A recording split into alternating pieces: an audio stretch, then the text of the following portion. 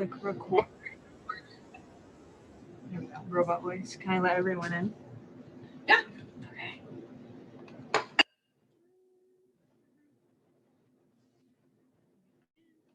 Hello, everybody. Hello. Hello. Can you see us and hear us? Let us know. Give us a thumbs up if you can see and hear us. I think they're still connecting. You're like, wait, guys. Connecting to audio. They're quiet. Okay, I'm gonna assume because nobody said anything. All right, so are we all good? Can you guys see and hear us? We should be good. So. We're recording, so Yeah. I think we're good. Posted on YouTube.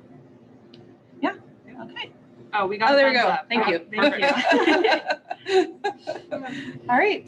Take it away, Amy. Thank you. I'm here with Chef Elizabeth Whitt and Naomi, and from Prep Kitchen. I want to thank them for coming and doing this cooking class for us today. You guys have received all the items most of the items from the recipes yesterday. Thanks you for everybody for coming yesterday and picking up the produce from our 3 different locations. This has been something that I've always wanted to be able to offer. And so thank you guys for coming to me. They came to me earlier in the year and said, hey, what do you think about? And I was like, yes. So thank you guys for making these recipes come to life. Yeah. All right. You want to go or you want me to go? Okay. So my name is Chef Elizabeth, and I work here with Naomi at Prep Kitchen Essentials in Seal Beach. And we do virtual classes and in-person classes, and I've been teaching people how to cook for going on 21 years now. I studied cuisine and pastry and all things yummy in Paris, and I attended the Cordon Bleu in Paris. And then I started recipe developing and doing a whole bunch of different things, and then finally ended up teaching. And my philosophy in teaching is to make things easier for you in the kitchen rather than harder. So I'm going to try and show you some tricks and tips for, if you don't have the exact ingredient, how you can substitute it, or if you are cooking for maybe 2 people rather than 10 people, what to do with that half of the onion that you still have. So hopefully I'll give you some good practical solutions, some knife skills, and some recipes that you guys can use. But during the class, we'll keep you on mute. I mean, there's only 4 of you, so maybe keep yourself on mute, especially if you have some other people around you. But if you have a question, feel free to come off of mute and ask us your questions. Amy's going to ask her questions when she has them. Naomi will do the same. But we're here to help you get some healthy meals on the table faster, easier, better than before. So however we can do that to help you, please let us know. So you've got the chat. You can type things in the chat. You can go off mute and ask us. If you were watching this on the replay and you have a question that comes up, you can email any of us. So our email, we'll put the emails in the chat, but you can email Summer Harvest, and then Amy can email us. Otherwise, we've got I'm chef at prepkitchenessentials.com or Naomi at prepkitchenessentials.com. So we'll put our emails in there. And so if you have any other questions or whatever after the recording, let us know about that too. There are no stupid questions, and if you have that question, it means that somebody else would really appreciate having that answered as well. So there you go. If you are a little shy, you can private message us and ask us the question privately, and then one of these 2 will read it to me and act like it's their question. So we've got that. We've got that happening too. So welcome everybody. Let's see. I don't know if we introduced Naomi. She's our go-to here. She does recipes. She helps us out as a chef assistant. She's the one that got us to do this and got connected with Summer Harvest to help reach you guys. So she's been working with us for about 2 years. She does our website. She does all these different things, and we wouldn't know what to do without her. So, so she's the one spearheading this. And we just pulled some of the recipes I kind of adapted them because that's what I like to do, kind of make them more focused on what I think is important. So today we're going to be doing a stuffed pepper recipe where we're going to have some spices and tomatoes and onions and garlic, and then we have some ground beef. If you don't want to do a meat product, you could add a can of beans or 2 cans of beans or beans and corn, and we're also going to make some rice that's going to go in there, and then we're going to bake the stuffed peppers. I'm going to show you how to do a rice pilaf, a cilantro lime rice pilaf, so it'll be nice and fun. And then we're going to do some sautéed zucchini. But then the final recipe that it sounds a little weird and I couldn't think of a better name. So if anybody has any suggestions, that'd be great. But I call it the weekend soup, meaning like whenever you're cleaning out your fridge, you just put everything that you have into your soup. So we cleaned out our fridge here. We have carrots. Let's see, I already started pre-chopping some stuff, but we have, yeah, it's that recipe right there. We have carrots, cabbage, corn, celery. We have some jalapeno. We're gonna make it, you can make it vegetarian or meat. We've got some beans. We're gonna use the leftover rice and any of the filling. So the idea is that any of the fillings or the leftovers from the 3 dishes that we're doing, so the stuffed peppers, the zucchini, and the rice, any of the leftovers from there can go straight into the soup. We're also going to show you how we put all of our vegetable scraps, so the tops and bottoms of the onions, any carrot peelings, anything from the vegetables that we're not going to be using. We put it in a container and either keep it in the refrigerator if you go through a lot of produce, or pop it in the freezer, and then when this is full, you can make a vegetable or a chicken or beef stock out of it. So we're gonna fill this up over the next few weeks. And then on one of the cooking classes, we'll show you how to make the stock out of it. So just keep saving your scraps. And so yeah, that's it. So leftover soup, meaning any raw vegetables, any cooked vegetables, any, like if you had a chicken or any leftover chicken or meat or whatever, you can throw that in the soup too. And then you kind of create a whole new meal. And I was talking to a friend yesterday about this recipe and she's like, but it's too hot for soup. And I was like, oh, okay, I can't think of everything. So yes, it might be a little hot. So what you could do is you can freeze the soup. So once you've cooked something, most of the time you can freeze it for a very long period of time. So you can make a bunch of soup during the summer. Hopefully you have space for it in your freezer. And that's the other issue. But if you have space for it, you can freeze the soup. And then in the wintertime, you will have to cook that much less, especially since school will be in session and maybe you'll be a little bit busier. So freeze it over the summer and then enjoy it during the winter if that's how you want to do it. So there we go. Perfect. Okay, so we're gonna get started. The first recipe we're gonna do is going to be the stuffed peppers. So I'm gonna show you some knife skills in terms of the onion. We're gonna get that going because we use onion in so many different things because it adds such a nice flavor. But so I'm gonna show you the onion first. So first of all, knife skills 101, you want to hold your knife.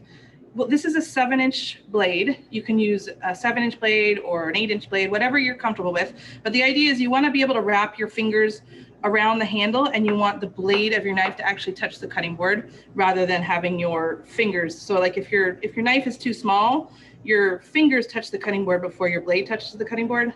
So make sure your knife is, you can hold it like this. It's always helpful. And then you want to take your strongest finger, so your thumb and your forefinger, and you want to put that on the back edge of the blade. So the back edge of the blade is going to be the sharpest part of the blade. So your strongest fingers, you want to grab the knife with your strongest fingers, and that's going to give you a really good supportive grip on your knife. It's going to give you more control, and more control means you're going to be safer and also faster in the kitchen because you're not going to be worried about cutting your fingers. So more control is always a good thing. Then wrap your fingers around the handle, and that's going to support your grip. So just these 3 weaker fingers get wrapped around. And the biggest mistake, so the thing you don't want to do is actually hold your knife with your index finger like this. And the reason is that this finger is really not doing anything by being placed right here. So by holding the blade with it, you're actually controlling the blade, whereas here, it just wobbles so much more. So wobbling means you slip, and slipping means you hurt yourself. So you want to make sure that you're not wobbling with your knife. So you do this. And you can check back. You should get a blister, and then a callus right here where you end up, where your finger meets this part of the blade. So that's going to be the key to know if you've been doing it right. I So don't think I have one. I haven't been doing it right. But it does feel a little bit awkward. However, if you remember what I said, that you will have more control over the knife by doing this, and it'll be less wobbly. Maybe you can remember that when it feels a little weird, and just try the first 5 minutes of cooking or slicing to do it right, and then eventually you're going to get used to it. It's like breaking in a new pair of shoes. You can't just all of a sudden just go and wear them. You have to kind of break it in a little bit. So, okay, so I'm going to take my onion. Do you want to get maybe close-ups of the knife skills? Okay, this is a huge onion, so I think I'm only going to use half of it, but I'm going to, what you can do with the other half is go ahead and cut it up just like the original part, and then freeze it, and then use it straight from frozen. So what I want to do with my onion is take off the top part of the onion and then the bottom part of the onion. So I'm going to slice that, slice off the top, slice off the bottom. Oh, did we preheat the oven? Okay. If you're cooking along with us, you can preheat your oven, but I don't know if you will be cooking along. Did you have a question, Amy? I did. So you can leave the skins on when you toss it into the scrap bin? Yeah, I leave the skins on. I mean, if it looks really, it's going to be boiled to death. So it should take care of anything that's, not great. Okay. And then, yeah, the dirt will settle to the bottom. So yeah, I leave the skins on and use all the onion skins. So onion skin is really just dried onion. So if you pull this onion out of the ground right about now, actually, when they're growing in the fields and the gardens, you won't have this skin. This skin only comes after it's been pulled out of the ground, and it dries and it gets like tougher, just like our skin gets tougher as we get older. So yeah, if you pull your onions out of the garden right now, you won't have this skin on it. So it's just basically onion, and that's it. So it's totally fine to use. Oh, good to know. Yeah. Okay, so I'm going to peel off that first layer just to get it a little fresher. And then I'm not going to throw any of this away, though. I'm going to pop it in my stock bucket and keep it. Okay, so to mince or dice this, mincing is just a small dice. So to dice it, dicing it doesn't really specify any size, but I'm just going to go ahead and go with a comfortable size. So here's what you want to do to dice the onion. First of all, you want to look and see that you have these lines, or I call it the grain of the onion, basically coming from the root end to the tip, and you can see the grain of the onion. So what I want to do is I want to slice with the grain, so along those grain lines, and I'm going to slice just like 1/2 inch pieces. But I'm not going all the way through. I'm leaving about a finger's width of my onion not cut. And that's so that it will hold together and not fall apart too much. So I'm leaving about like a 1 inch, 3/4 of an inch of the onion that I'm not cutting through. And I'm just making like 1/2 inch slices like this. So now that I have my onion sliced, so you can see that, I'm gonna take my knife, and I'm going to go against the grain now. So I'm going to do a perpendicular slice against the grain.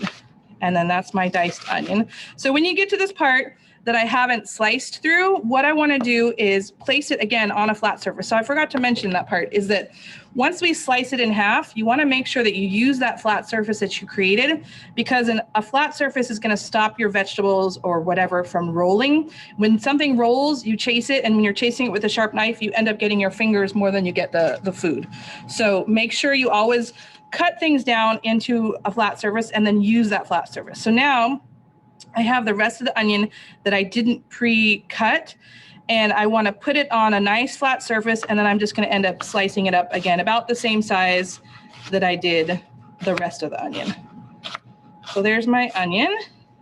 I'm going to start preheating my pan now while I'm talking to you about the different ingredients that we're going to be using. So we're going to make this, we're going to make a meat stuffing with it. We're going to use some ground beef. You could use ground chicken, ground turkey, any leftover meats that you have. Can you use tofu? Tofu, sure, yeah. And then also beans. Like if you'd rather make this a vegetarian, grab a can of beans or 2 and put that in there too. Corn, beans, and rice actually makes a complete protein. So why not grab a can of corn, a can of beans, and then a cup of rice. And then that way you'll have a complete protein. We also have, so we made this cilantro lime pilaf, the exact same recipe that we're making today. We make it a lot here. We made this on Thursday with another class that we were doing. So we have, this is 2 cups of leftover rice. I think the recipe calls for 1 cup. We're gonna go ahead and just use 2 cups because we like rice.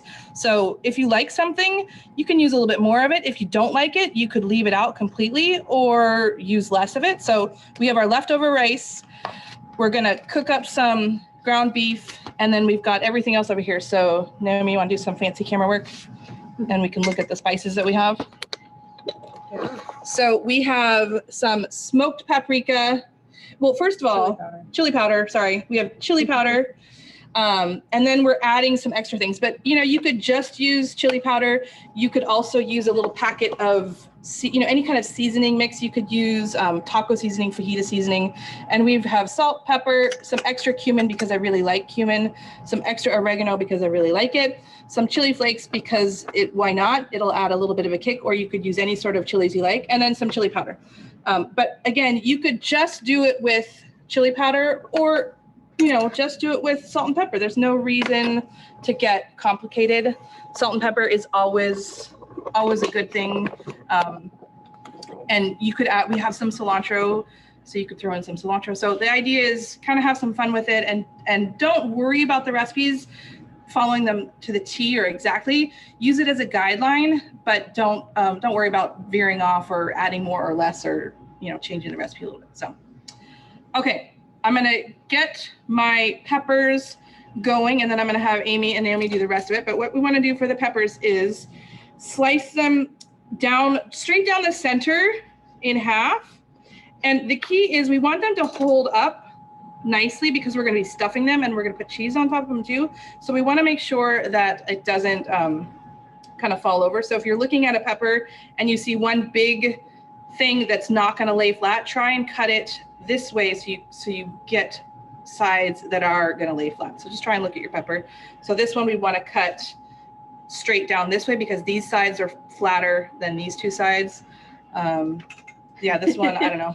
Well, and if you end up doing and it doesn't work, you can always trim off a little piece, or another way to do it is grab some aluminum foil and just like make a ball and kind of prop it up. So we can do that too. Now, the one thing we do want to do is just take out the seeds and just a little bit of that excess white membrane, but we don't want to poke it too much so that we hurt ourselves.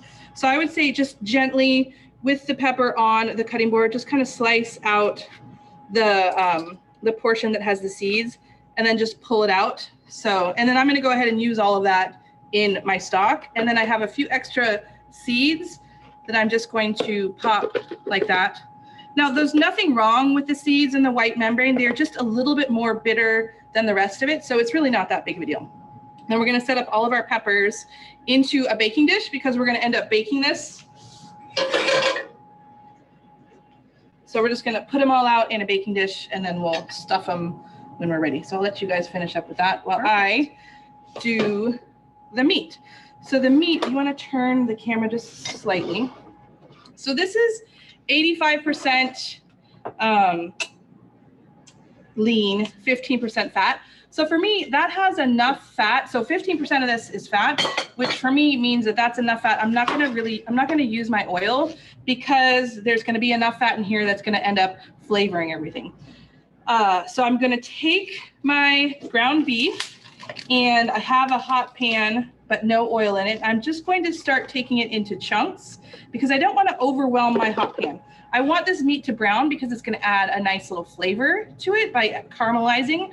So in order to have it brown, I want to not stir it, and I need it to be in contact with the heat long enough to actually caramelize. So I'm going to take little pieces at a time so I don't cool down my pan too quickly. So I'm just going to take little chunks, and I find it easier to do it this way rather than putting it all in a big chunk and then pushing it around and trying to break it up in the pan.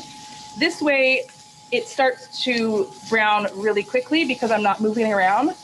Browning takes place at around 320 degrees Fahrenheit, and water boils at 212. So if you start stirring this, the water is going to come out of this, and it's going to start boiling rather than browning, which isn't going to be as flavorful. So that's why you want to try and leave things alone so that they stay in contact with that heat long enough to caramelize. Okay, and now the other thing I want to show you is use these outside edges of your pan as well, because they are just as hot as the center of your pan. So yeah, use the edges. So you see I'm sticking the meat on the sides of the pan because it's nice and hot too.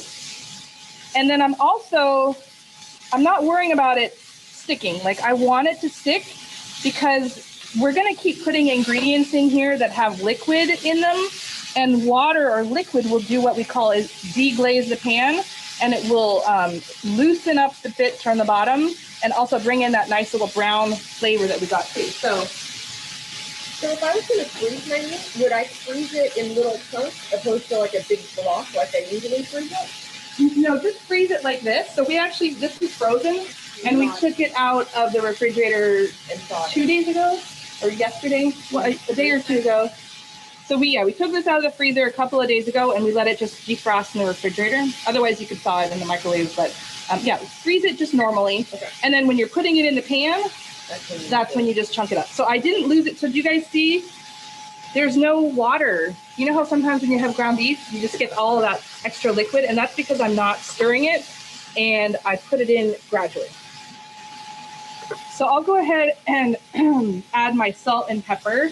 The one thing about salt and pepper is, well, let's see. The one thing about salt is you want to make sure that you add it in as early as you can, because we don't want to taste it. It shouldn't taste salty. Salt should just make everything taste better, but not salty. Whereas if you add the salt at the end of the dish, it's going to end up tasting salty, but not necessarily better. So whenever you can, put it in the beginning, and it's actually going to like infuse into the food rather than just staying on the top and tasting salty. So we want the salt to get into every bit of the dish instead of just being on the outside. Now pepper, I'm going to go ahead and add it because I can get it out of the way. I'm waiting for this meat to brown just a teeny bit more.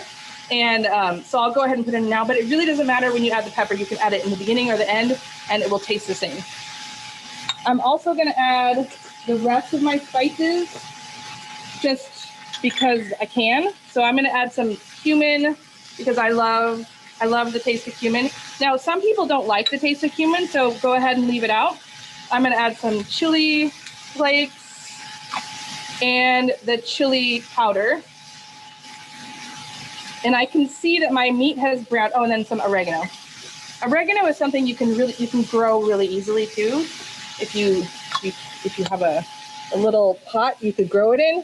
It doesn't even need to have a garden. So I like to grow oregano and mint and rosemary and thyme in pots, and then you can just keep snipping them. Okay, so now I'm going to take my meat and I'm going to move it over to the side of the pan.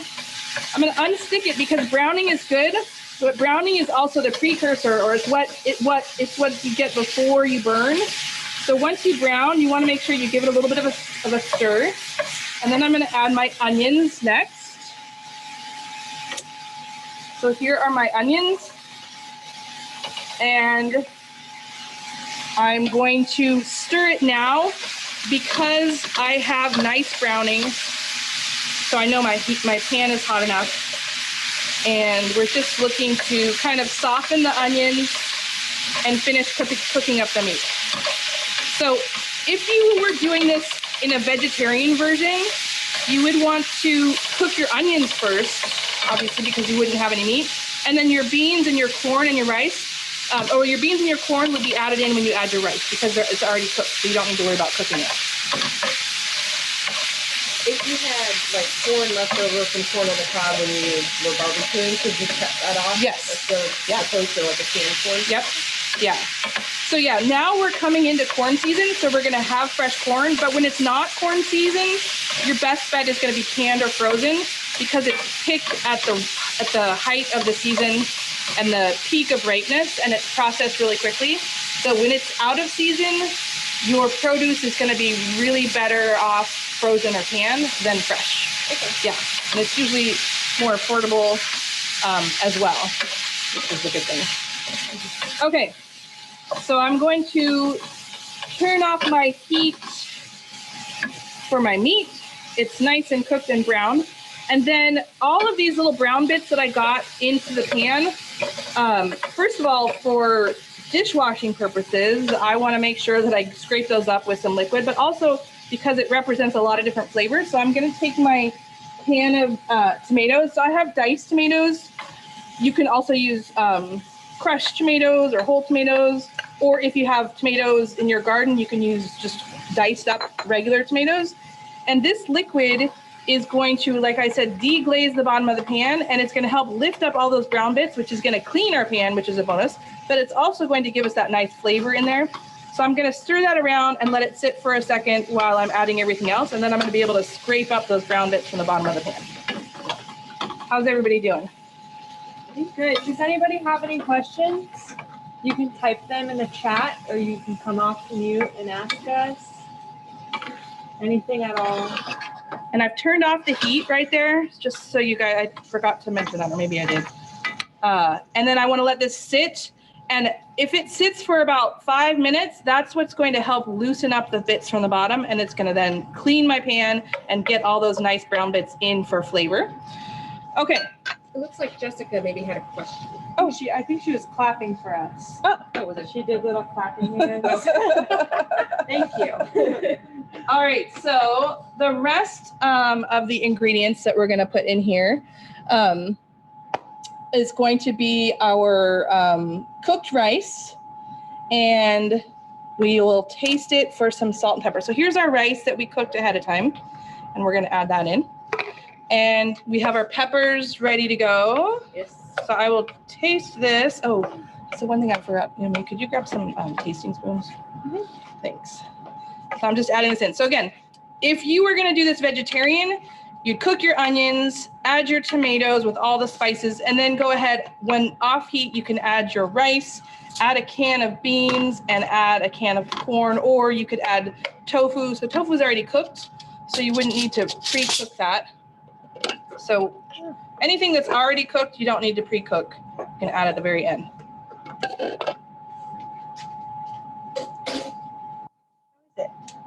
It's good. It's really good. The chili powder is very nice, actually. I like it. Okay, so let's bring this over there. We're gonna stuff our And peppers. we'll stuff our peppers. This is not, I'm not gonna make it any neater than it, I don't know. It's gonna be a little messy. Let's see. Let's take a spoon. So we have all of our peppers. Oh, the one thing I like to do with this is that we want every bite of this to taste delicious. So I'm actually gonna season, I don't know if I wrote this in the recipe, but season each pepper with a little bit of salt, because when you eat the pepper on its own, you want it to be just as flavorful as the stuffing. So you wanna season every bit of food, which includes the pepper. So there's enough salt for the pepper. And then we had enough salt. I tasted the seasoning, the stuffing, and it was good to go too. So, all right, I'm gonna try and do this. So we'll take our stuffing, and I'm gonna stuff it over this pan, so any extras will fall in the pan rather than falling in the oven-safe dish. And so let's see, we can kind of go a little over. Yeah, you don't need to go too far over. And then, oh, we'll top it with cheese too. Let's see. Make sure you can, if you can, fit this into the holes. It doesn't have to be perfect though. It's all gonna taste good. And then Will the peppers like soften a lot or just a little bit as they cook? they're gonna soften, I would say about halfway. Okay. Yeah, so not completely. So I'm gonna go ahead and put the cheese on top like this, and some of the cheese is gonna fall in to my stuffing, and that's totally fine. So here we go. I should have done that with the other one because it's easier. You don't want to keep lifting it. That's always what you want to think about, is like assembly line, like try and figure out how it makes the most sense. There we go. There's some cheese. I think we're using mozzarella cheese. Any cheese you like, or no cheese at all. Whatever you have. Whatever you have is great. Yeah. All right, I'm gonna let you guys do the rest. How's that? So any questions so far? The cool thing about this is it does go in the oven. So it's it's a little more time consuming, but you could get it ready and then keep it in the refrigerator for a day or two and then bake it afterwards. So, and it's kind of a nice entertaining dish. Like if you're going to have some people over, family over for dinner or something, it's a little fancier than just say like, I don't know, tacos or something. So you could make it ahead of time. And then when your family comes over, you can just pop it in the oven and then have it With the cheese on. with the cheese on. You can put the cheese on top ahead of time. Yeah. Get it completely ready for the oven, cover it in aluminum foil, put it in the refrigerator for up to 2 days, and then just take it out and you can put it in the oven covered. I think covered for 15 minutes is great. Then you can take off the cover. Honestly, I like to leave it uncovered because I like it when the top gets super crispy. So I would prefer to just not cover it at all. So that's one thing you can think about too.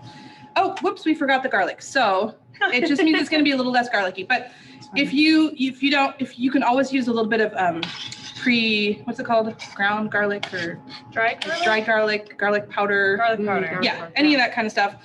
We forgot it, so it will just be a little less garlicky, but it'll still be delicious. So we're gonna use garlic in another recipe, so you won't be shortchanged on the garlic department. Now this other half of the onion, because it had a lot of onion, I decided to save it. So if I wasn't doing anything else, I would go ahead, slice this or dice this, however I wanted it, and then either keep it in the refrigerator for a week, but if you're not going to use it within the week, go ahead and pop it in the freezer. And then we could have used it directly from frozen in this dish or in any of the dishes. Oh, really? Yeah, you don't have to defrost it. Just use it directly from frozen.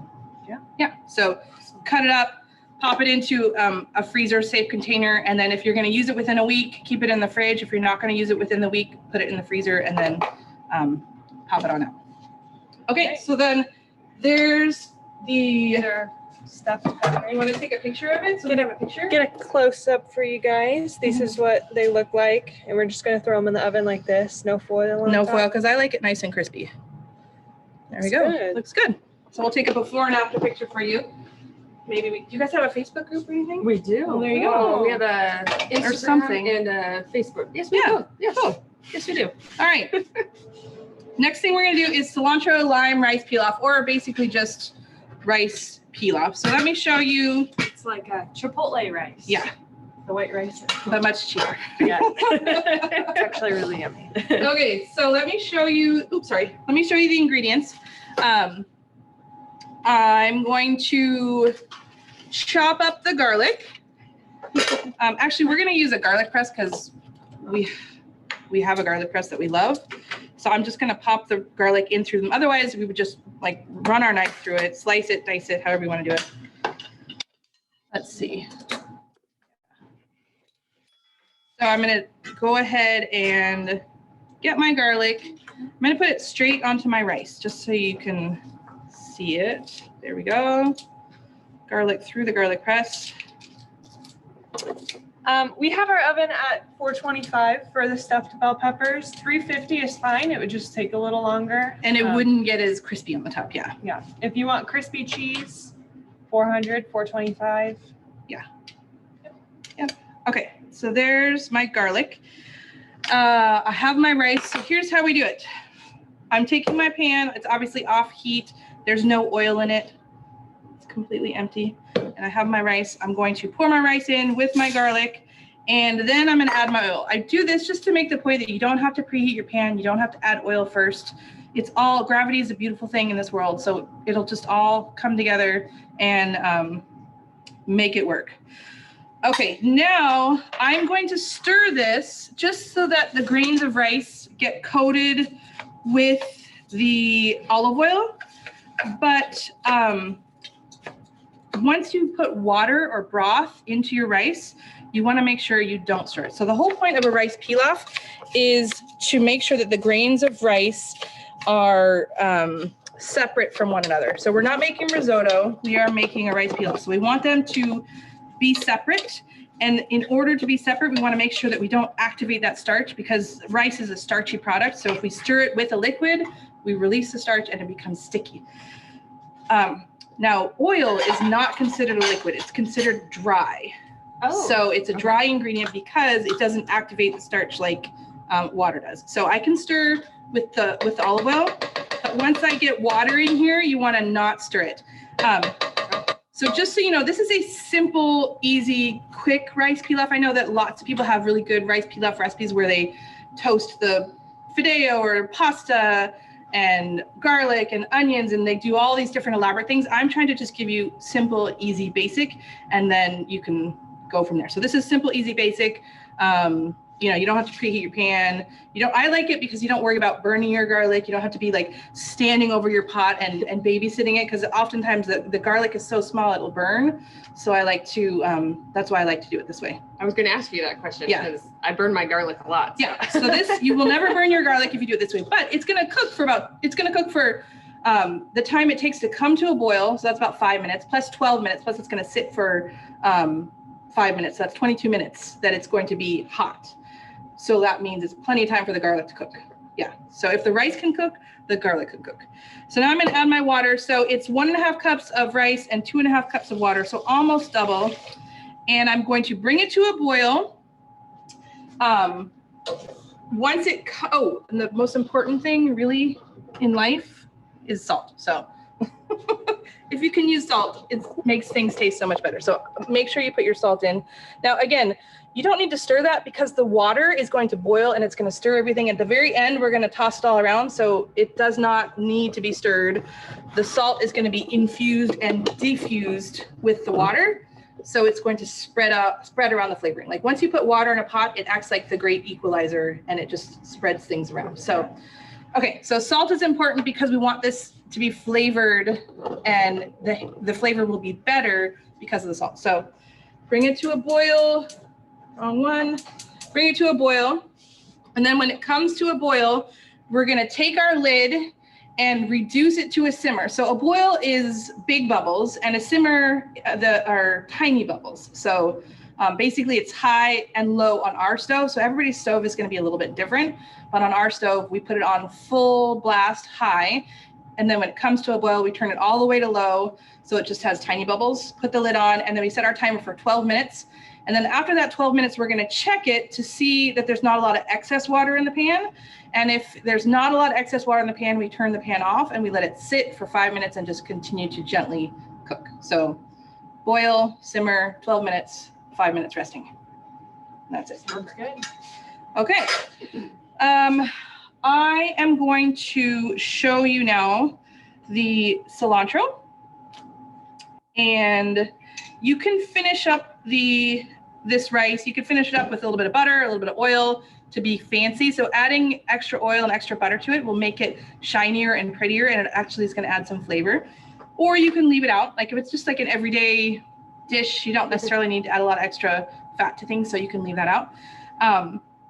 And I'm going to show you how to chop up the cilantro, and then to kind of give it a little extra zing, you can squeeze some lime juice or some lemon juice into it as well. Otherwise, you could leave it just plain. It has the garlic in there, so it has a lot of flavor, and then you could use it in a lot of different ways, or put the cilantro in if you'd like, and the lime if you'd like. Okay, so let me show you how to chop up the cilantro. So this is just straight from the bunch, and I think this is the bunch you guys gave us, right? Mm-hmm. So this is straight out of the box, and what we did is we kept it together in the bunch, and we washed it, just rinsed it in water, and then we let it dry, and so that any of the excess moisture was gone. There's like one big stem in here that I'm going to just take out, but the rest of them are fine. And actually, go ahead and taste the cilantro stems. Taste the stems. Have you tasted them, Amy? I have not. Okay, you have. I made you do it. So taste the cilantro stem, and it tastes like cilantro. It does. Yeah. Yeah. So there's no reason not to use the stems. The only reason why they get a bad rap is because they're a little stringier. Yeah. So here, let's taste this bigger guy. Actually, it's even harder to cut. That's my husband, actually. My husband and my younger daughter were just commenting that they don't like the strings. Yeah. From the cilantro. Well, there you go. But they taste exactly the same. Yeah. So the trick is, when you know you have stems, make sure you make your cuts a little bit smaller so you don't get the long strings. So that's what we're going to do. We're going to leave it in this bunch, and basically the part of the cilantro where there's really no leaves, so probably about in this bunch from like here to here, we're not going to use that part. But I'm going to leave it on because, again, I want something to hold on to so I can keep my fingers safe So I'm gonna leave this and hold on to it. And then once I get to the part where there's more stems and leaves, that's when I'm gonna toss it. And I'm gonna toss it straight into my stock box because these stems are so flavorful. They're gonna really add a lot to my broth. So what you wanna do is keep it in that bunch, roll it because it's easier to run your knife through something compact. You wanna grab do some close-up work. They're ready. The cilantro is ready for their close-up. So I'm just rolling it because it's easier to run my knife through it when it's compact. And then I'm gonna take my knife and just slice it. So right at the top here, there's mostly leaves, not a lot of stems. So my cuts can be a little bit bigger. But once I get to the stem portion, I wanna make sure that I try and cut as thin as possible. So this is gonna save you a lot of time from like picking off the leaves. And just keep your cuts really close. And you can see I'm just keep moving my fingers away from my knife. But I do have, like there's about, you maybe can't see, but there's like about a ½ an inch in between my knife and my fingers. And I'm just moving my fingers as I go. Now, what if you weren't going to use the entire bunch? Oh. Should you still cut it and then Good freeze part of it? question. Yes. Okay. Here's what we do. We have a Ziploc bag? Can you get me one? A small one, please? Thank you. If we have a small one. Okay, my rice is at a boil. So now that I'm really like all stems, I'm gonna go ahead and cut up really, really thin. And then I'm gonna take all of this right here. So all of these stems that don't have a lot of leaves on them, I'm gonna put it in my bucket for my stock. Okay, let me show you my, not as good as Naomi. So that's my boil right there of my rice. I'm going to turn it down now to a simmer. So just tiny bubbles, very small bubbles, and put the lid on. Okay, will you put it back for me though? Put the lid on, set my timer for 12 minutes, and I'm good to go. So, okay, the cilantro that I'm gonna use right now is going to, I'll put it right here. So it's ready to go. There's my cilantro that I'm gonna use right now. The cilantro that you would use within a week is going to go right here. So I'll take a paper towel, and if you're gonna make, let's say, two different things with cilantro, so I know I'm gonna need 2 tablespoons tomorrow, 1, 2, and I need 1 tablespoon at the end of the week, I guess. I'm not that organized to know this though, so anyways, if you are that organized, great. So then you take your paper towel and you just wrap it up, making sure that that paper towel is going to absorb any of the excess moisture in there, because that's the thing. The enemy in the refrigerator is water or moisture and air. So I'm taking care of the moisture by putting it in a paper towel, and then pop it into a plastic bag, and that takes care of the air. So this will last a week. So I'll wrap up my second bunch. So this is, maybe it's better just to do it in like 2 tablespoons at a time and don't get so, So this is let's just say, let's do it that way.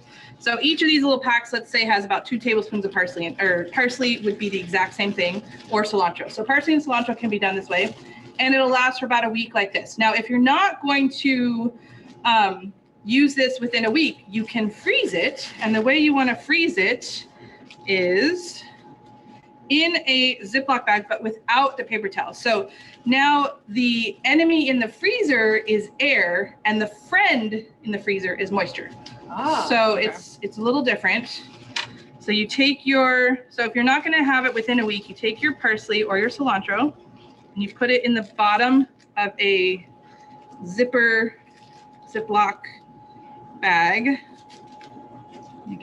We'll use this later. This over here. Okay.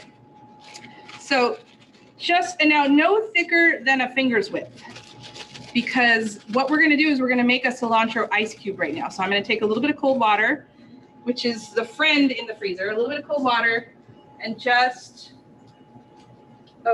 was the oven preheated or completely to the right temperature? Okay. Because when this one preheats, it's on broil. Yeah, I know. Okay. Yeah, it's fine. because it's already brown. I can smell it. Mm. We might want to move it to the bottom rack. Okay, could you do that?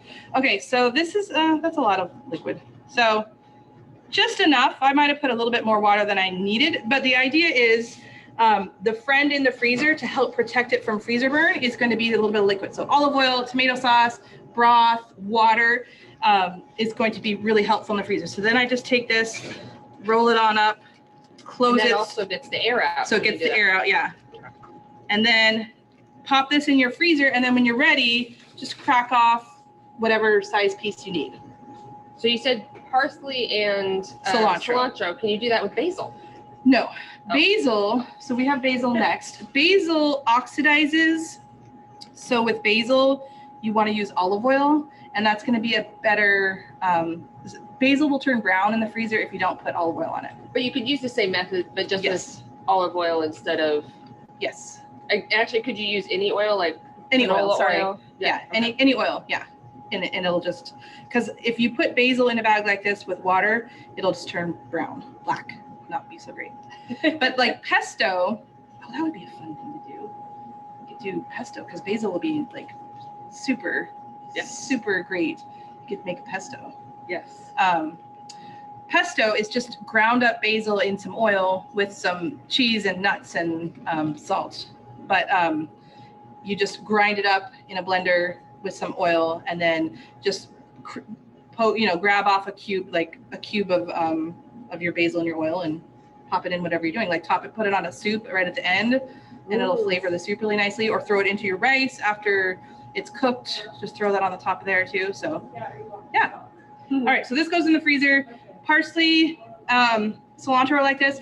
Basil, you don't want to do that way. You need oil. Mint is better with oil as well, but mint plants are like, they're like $1 at the store, like $2, $2.99 maybe now at Trader Joe's. And they will last you for your lifetime. Like you cannot kill, it's really hard to kill mint. I can't kill mint, and I try really hard and I still can't kill it. It just comes back. Like leave it alone and it'll come back. So I'm not a good gardener. I'm a good cook, but not a good gardener.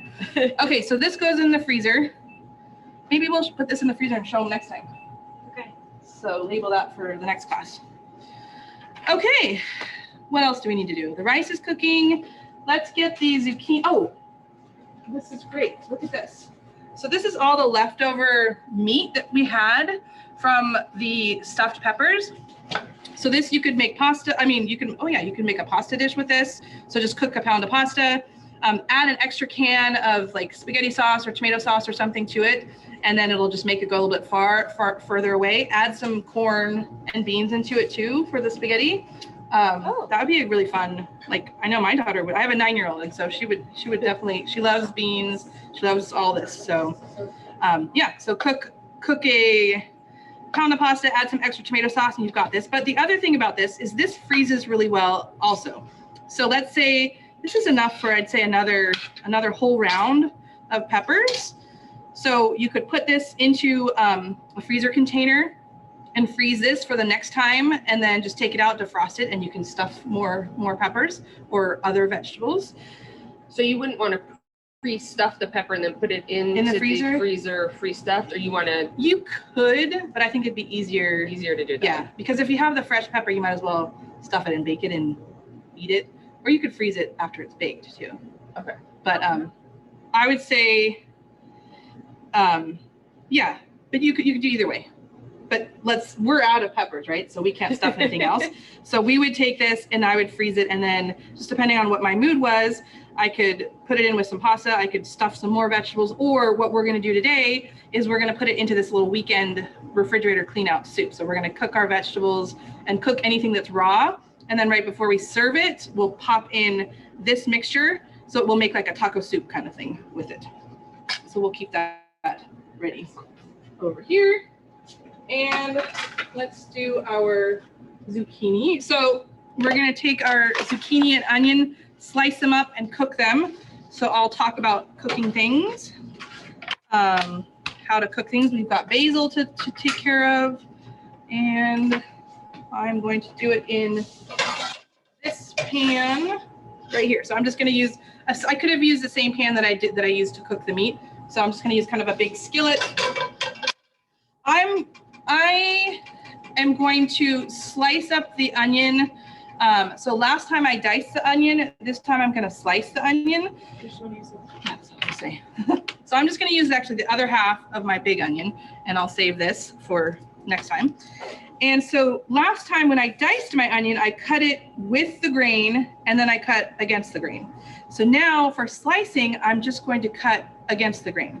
So I'm going to take the onion half, I'm going to hold on to it kind of like a bear claw, and then I'm going to just start at the top of the onion and saw my way down.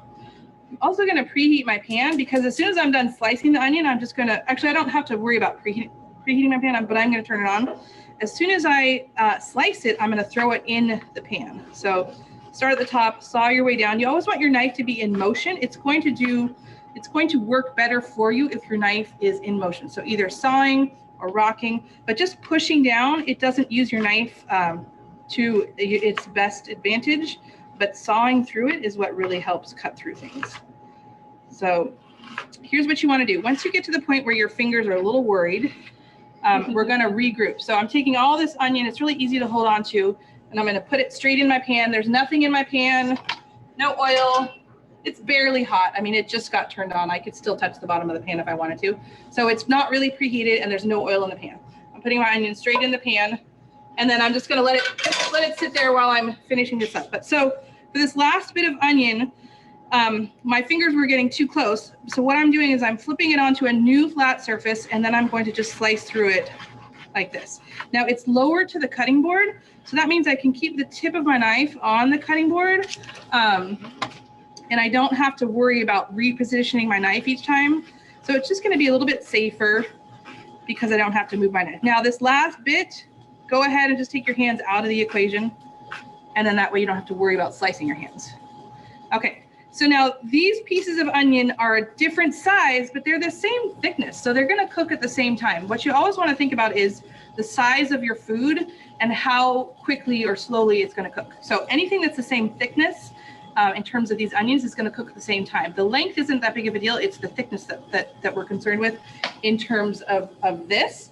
So it's going to cook at the same time as those onions. Now I'm going to add the rest of the onion, and now I can add some oil.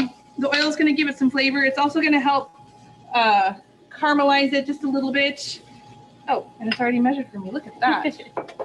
So I'm going to take my oil and pour it into the pan. I'm going to grab the camera. And I'll grab my spatula. Okay, so then I'm going to take my onions and I'm just going to spread them out. And all I'm looking for is for it to start browning and caramelizing.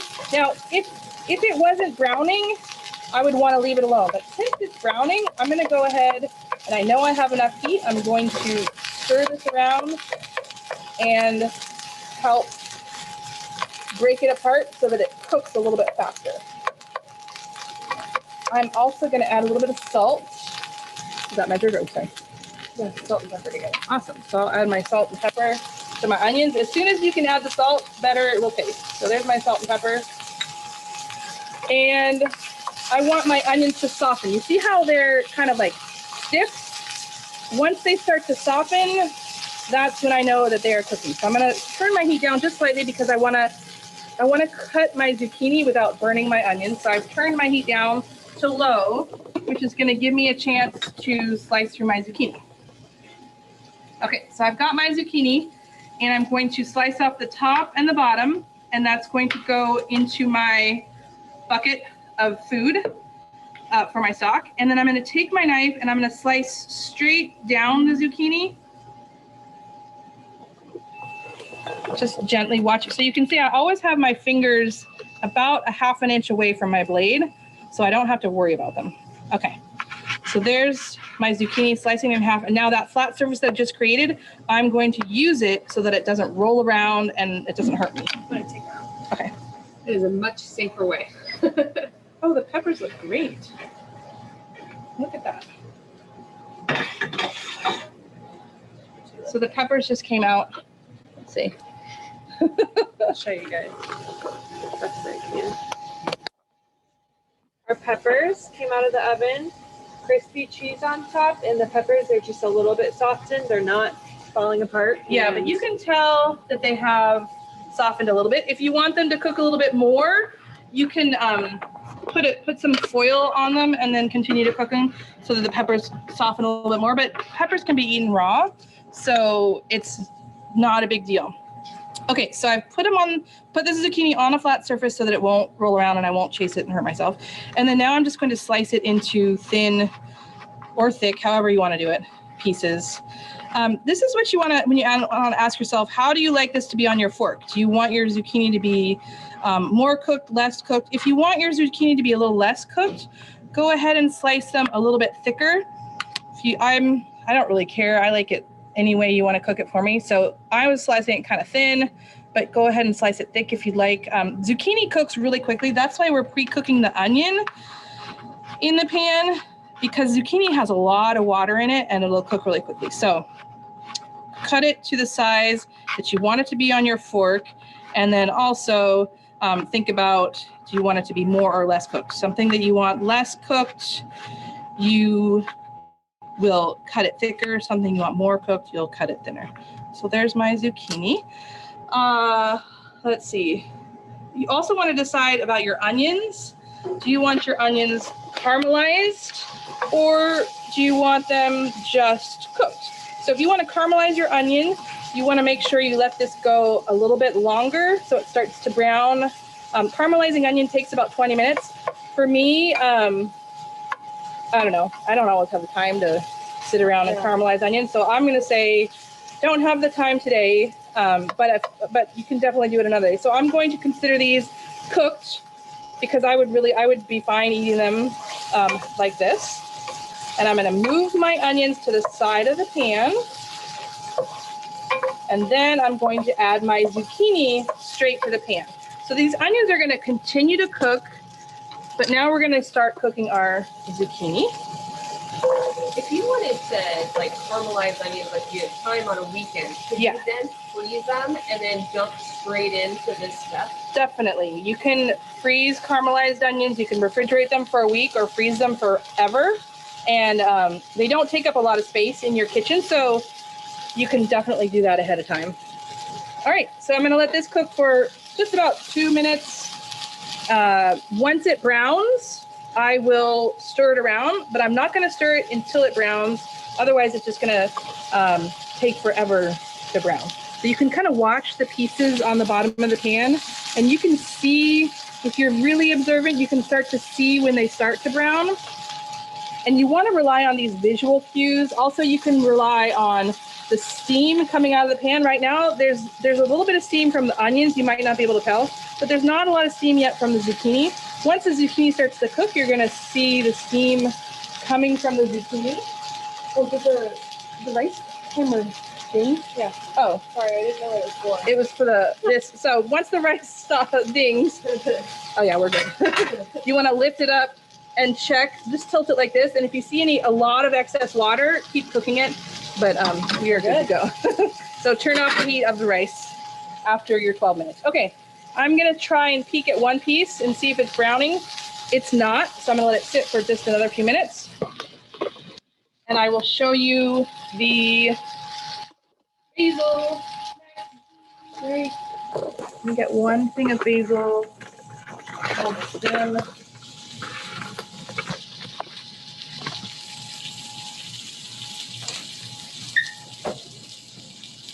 Okay, here's the basil.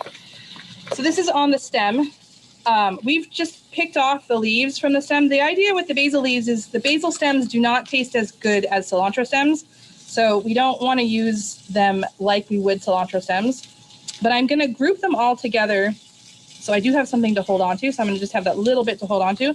If your basil is growing like this, though, what you can do is just basically hold it like that. So you have all of your stems here, and then you have all of your leaves there.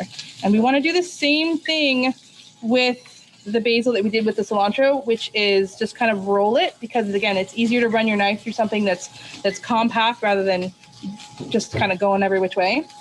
I think my zucchini is browning, so I'm going to take a peek and see. There you go. So you can see that my zucchini started to brown. So browning is the first step before burning. So I want to just give these a little bit of a toss. And since I cut my zucchini so thin, I think they look like they are going to be cooked pretty darn soon. See how lovely that is? So I'm going to turn off my heat. Heat's off. I'm going to stir this all together and I'm going to call it a day. These are what we would call crisp tender. If you want them cooked more, just keep that heat on a little bit longer, but I'm going to call it good to go. We just used one zucchini. You can use as many zucchini as you like. If the more zucchini you use, though, the longer it's going to take to cook. The recipe called for 4. We had 1. We're going to make it work. It's going to be it's going to be equal parts onion and zucchini. If you use more zucchini, it's going to be having a little bit of onion with your zucchini, and it doesn't matter. You could also throw in some green beans in with the onions because they take a little bit longer to cook. You could throw in some corn now because it's really quick cooking, tomatoes. Okay, so here's my basil. I'm going to roll it like I showed you, and then just slice it up like this. Again, keep moving your finger, keep it about like a ½ inch in between your knife and your fingers, and then just keep moving your fingers away from your knife. And then at that very end part where I have those little bits of the stem right here, I'm going to toss that in, but I had something to hold on to. So it's going to go into my stock, and it's going to make my stock taste really yummy. So here's my basil. Now, the trick with basil is once you've sliced through it, it does what's called oxidizing, meaning the oxygen in the air is going to start turning this brown. So what you want to do is, so just like avocados too, avocados will oxidize, but you don't want to put any lemon juice or lime juice on it because that's actually going to start turning it brown with the acidity. The best thing to keep it fresh would be to drizzle some oil on it. But since we have some oil in our pan, I'm going to go ahead and just pop it in here and then toss it around. But if you do ever want to pre-slice any of your basil, make sure that you drizzle it with some olive oil, and that will help keep it from turning brown. Or like we were talking about, you can blend it up in the blender. If you have a lot of basil, just blend it up with some olive oil and just pop it in the freezer.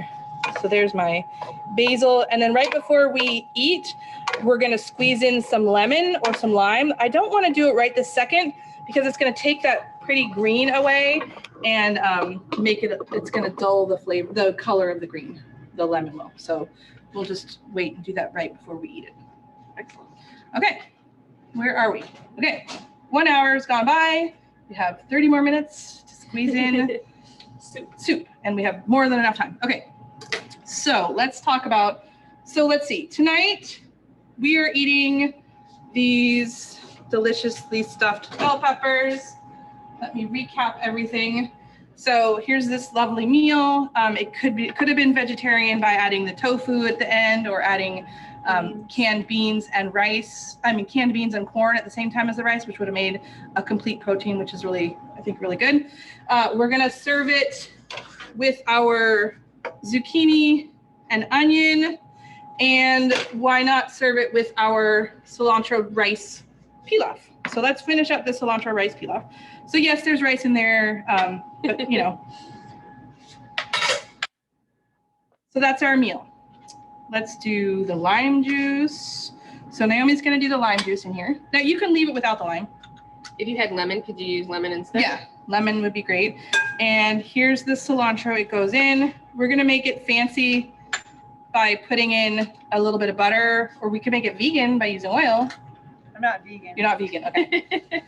And then pour the lime, but don't hit the lime straight onto the cilantro because again, it's gonna turn it instantly brown.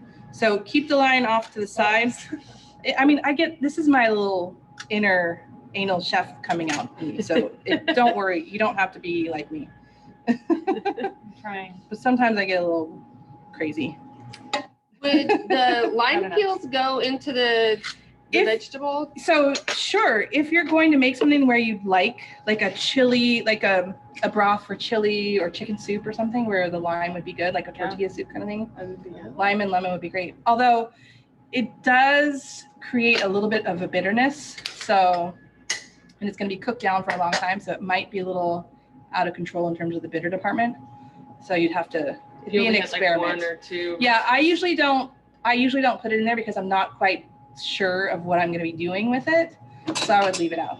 Okay. But okay, so I'm going to take the butter, pop it on top. And then the key to, we don't want to smush it down. This is cooked starch. So if we churn it and stir it and smush it and pat it and just keep going, it's going to turn into like mush.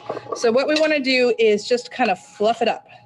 So we're taking 2 spoons, not just 1, because we're going to smush it less by using 2, and then just tossing it around, and then having that cilantro, the lime, and the butter just kind of mix its way in. But once it's combined, we're going to stop right there. So it smells delicious. Like, It looks delicious. yeah. Okay, so there's our rice. There is our zucchini. Do you guys want to taste the zucchini? Sure. Here we go. There's some basil on there. Now, remember, it doesn't have any lemon. So.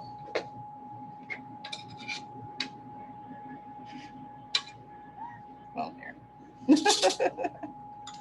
It did get salt. Mm-hmm. That's excellent. Good. Mm. Yeah. So a little bit of lemon would help, but it's obviously not necessary. So we'll eat that. We'll eat that and we'll eat that. And then our leftovers. So let's say you've got half of this zucchini left over and half of the rice, and then we have all that other stuff. We'll make a taco zucchini soup with it. So we're gonna go through all of our vegetables that we had left over in our fridge and start cutting those. Start cutting those up. I already started a little bit. So here's my bowl. So we have some cabbage. Let me show you that. So we have some wedges of cabbage that we'll go through. I'm gonna take out this outer layer just because it looks, there's some stuff that I don't necessarily want. So I'm gonna put that in here. And then I'm just gonna slice it straight down. So the stem or the root end is right here and the tip is right here. I'm just gonna slice this kind of thin.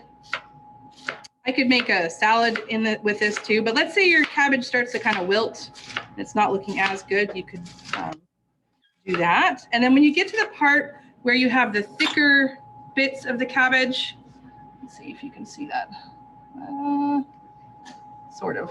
Anyways, when you get to the part where it gets to be thicker, make sure you make your slices a little bit thinner so that it won't be so big to eat. And then this bottom part, just put that in your stock.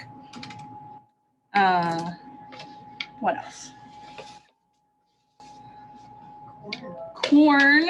So for my corn, we've just taken the husk off, and then I'm just going to score it in half. I'm gonna grab the camera too. So I'm not gonna cut it in half. I'm just going to kind of rock. So it's just kind of going in a little bit like that.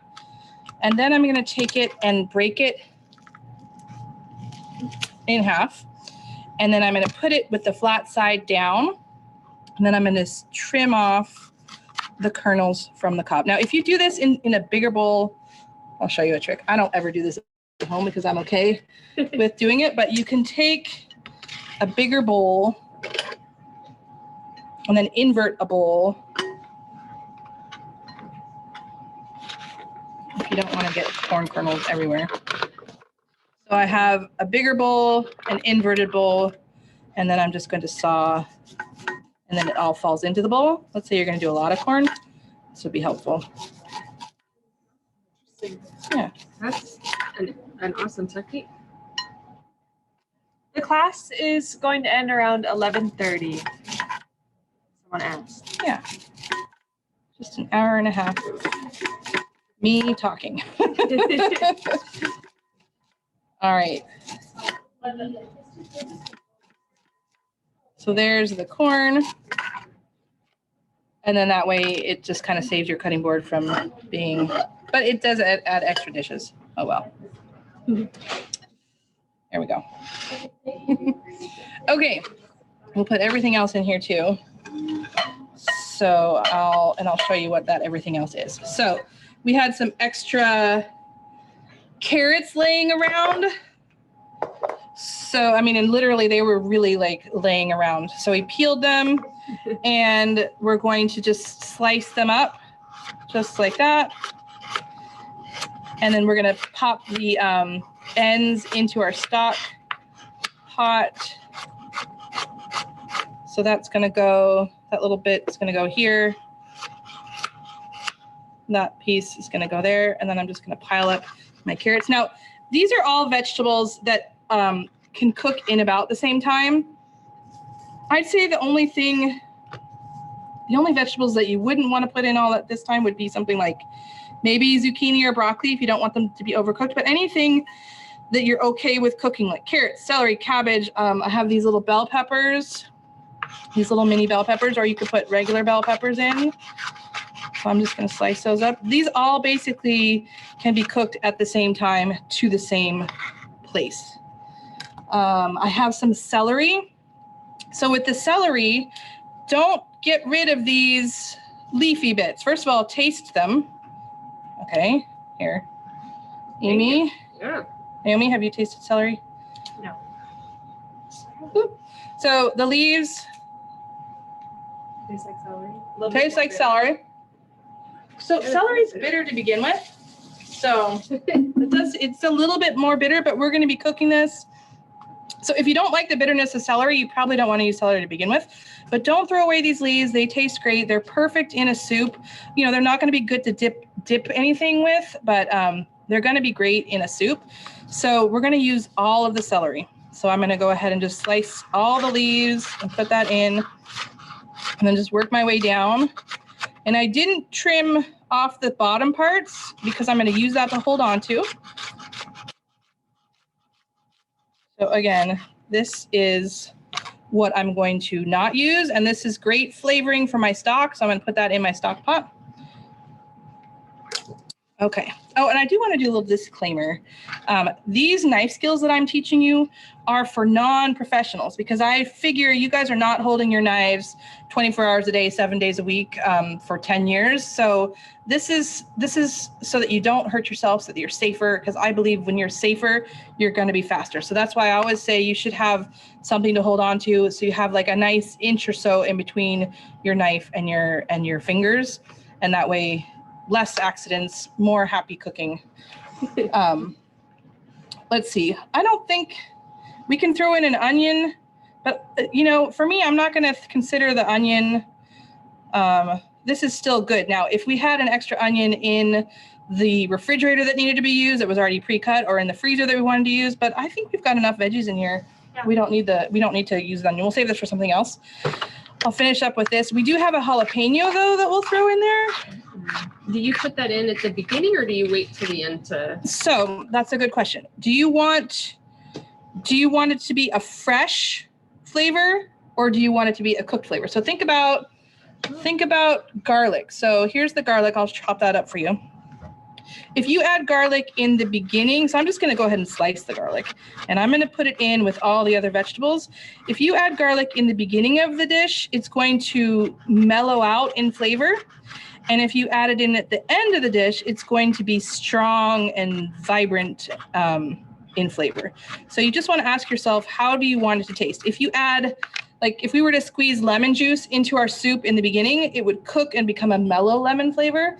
If you add it in the end, it's going to be a strong, vibrant, fresh flavor of lemon. So what do you want? Fresh. Fresh. Okay, so we want fresh for our jalapeno? Yeah. Okay, so we're going to leave this out and do it at the end. Okay, we also have a can of beans. The beans are cooked.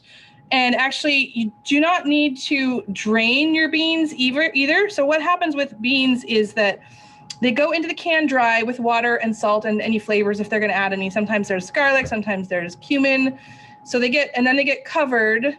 There's water for sure. They get covered and then they get cooked in the can. So they're pressure cooked basically in the can. So that means all of that liquid is just bean cooking liquid with some salt. So if you're making a soup, don't bother draining your beans. If you're going to make a salad, definitely drain them.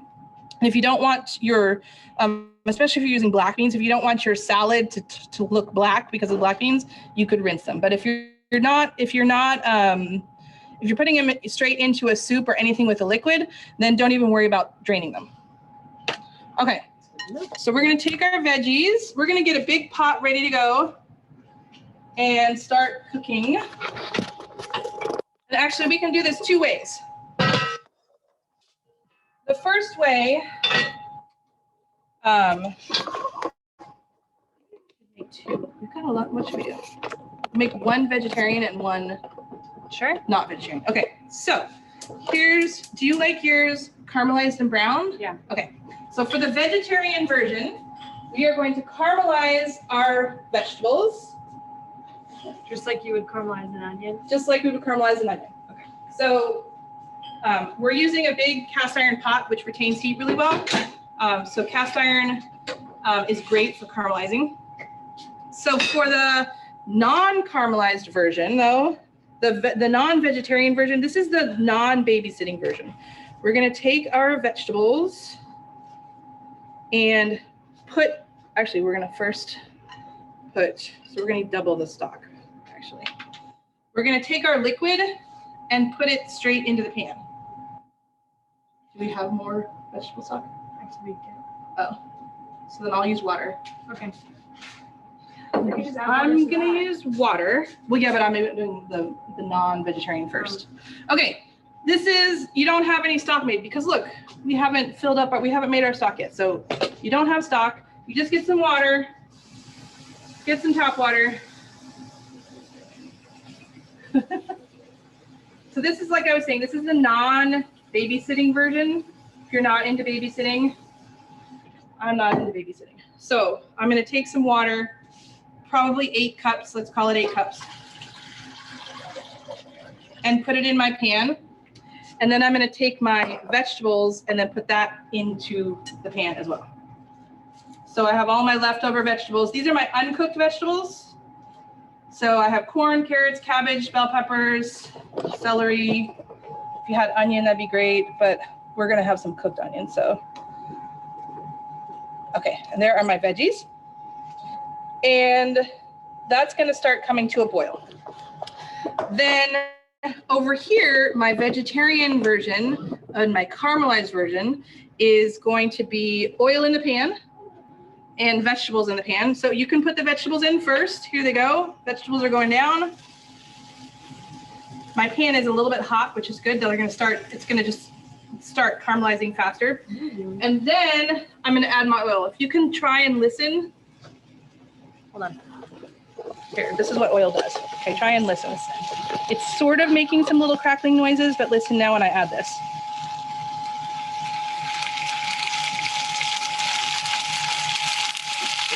Now you can hear it more.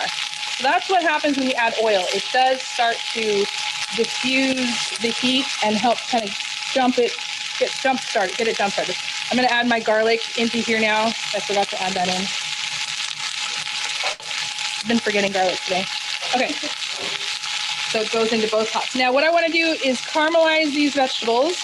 And what that means is whenever the first layer is, I just need to caramelize actually 1 layer of this, but I do need to babysit it because I don't want it to brown.